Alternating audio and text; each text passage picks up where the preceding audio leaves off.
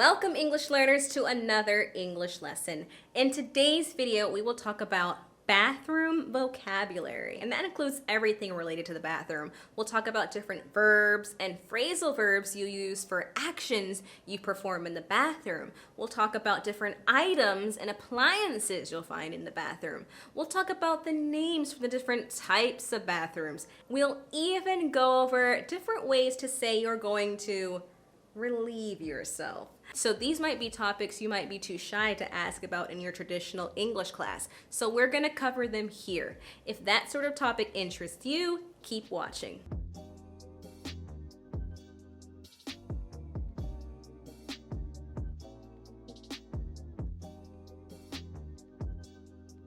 So our first term is a half bathroom. A half bathroom is a bathroom that you typically find in a home, and it does not have a tub or a shower. So usually it just has a toilet and a sink. Next we have a restroom. So a restroom is basically a bathroom, but usually we say restroom when we're talking about a public bathroom. So if you're at the grocery store, you might go to the restroom. If you're in an office building, you might go to a restroom.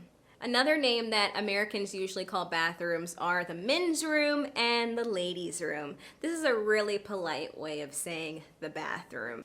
Excuse me, do you know where the ladies' room is? Another slightly informal, slightly humorous name that Americans give the bathroom is the little boys or little girls' room. So you might be at a dinner with your friends and then you get up and you say, I need to go to the little girl's room. So those bathrooms that you typically see outside, they are movable or portable. You might see them at a park, you might see them at a concert. These are temporary bathrooms, right? We call them porta potties.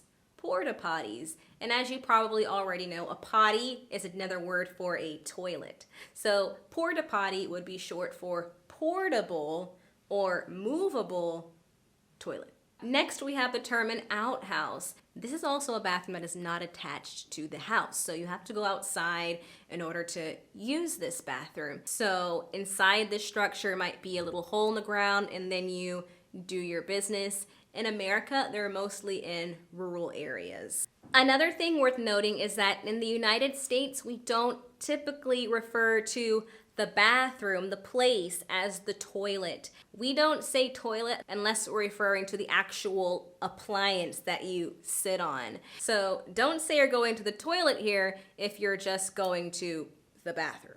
So now we're going to talk about the different items and appliances that you might find in a bathroom. Our first item is a washcloth. So that's the small towel that you use to wash your body with. And if you're fancy, you might use one of these. It's called a loofah.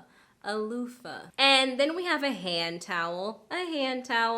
And you probably guessed we use a hand towel to just dry our hands.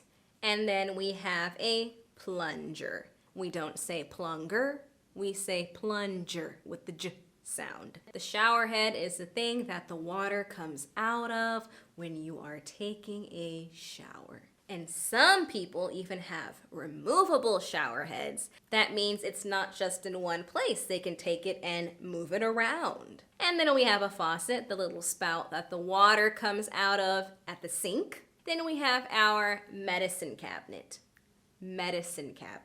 And in public bathrooms, we have stalls or bathroom stalls, the little rooms that you go into, close, and then relieve yourself. And in the men's room, you might find urinals. Then we have a soap dispenser. Similarly, we have a paper towel dispenser. And at your home, you might have one of these, a toilet brush to clean your toilet. Now we're going to discuss different verbs and phrasal verbs for actions you do in the bathroom. The first one is to drain. So we typically in the bathroom are draining water. We remove that water typically from the sink or from the tub, and it goes down the drain. So to drain can be a verb, and the drain is the noun, the place that it actually goes down. And then we have to clog. So think of this as being kind of the opposite of to drain. So to clog means to block something so it can't get through. If your toilet is clogged, then water can't pass through. Maybe it's clogged with toilet paper. Or perhaps your sink is clogged.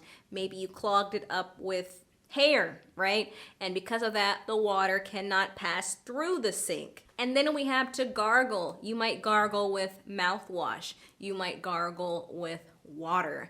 But when you gargle, you are swishing that water around your mouth in order to clean the inside of your mouth. Next, we have to rinse off. So to rinse off means to clean with water. You might rinse off at the end of your shower, or you might rinse your hands off in the sink in order to clean them. And then we have to dry off. It means sort of to wipe off the water from something. So usually in the bathroom, we dry off, meaning we wipe the water off of ourselves.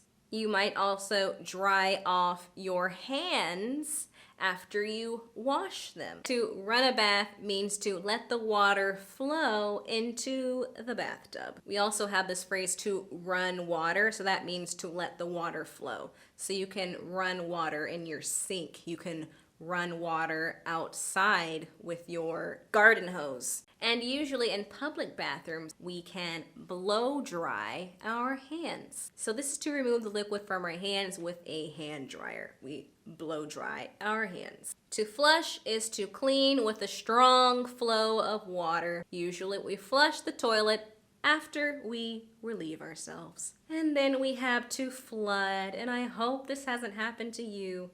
So to flood means to make water cover an area that's usually dry. If you flood the bathroom, then there might be a lot of water on the floor.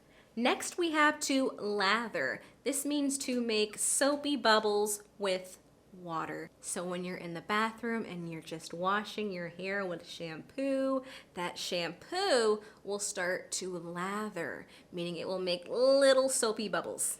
Same thing can happen if you're just washing your hands in the sink. Now we will discuss polite and maybe not so polite ways to say you're doing your business. Obviously, the most polite way to say that you're going to relieve yourself is to just say you're going to use the bathroom, use the restroom. Nobody really needs to know what you're going to do in the bathroom, but you're going to go. Just saying you're going to the bathroom is a polite way to excuse yourself. Next, and the one that I actually have been using in this video, is to say you're going to relieve yourself. It's not the most polite way to tell people that you're going to do your business, but it's neutral. It's not impolite either. And then we have the phrase, nature calls. It's pretty informal and also kind of humorous. Sometimes people excuse themselves to go to the restroom in front of their friends or family or somebody they know very well by saying, nature calls. And then we have this phrase, to tinkle. This is very informal. And we use tinkle to talk about urinating. Another informal way of saying you're going to do your business is to say you're going to do a number 1 or a number 2. So a number 1 is, and a number 2 is. Got it? And that is the end of our video on bathroom vocabulary. I hope you learned something. If you found this video useful, make sure to give me a like. Subscribe to this channel if you have not already. And until next time, English learners.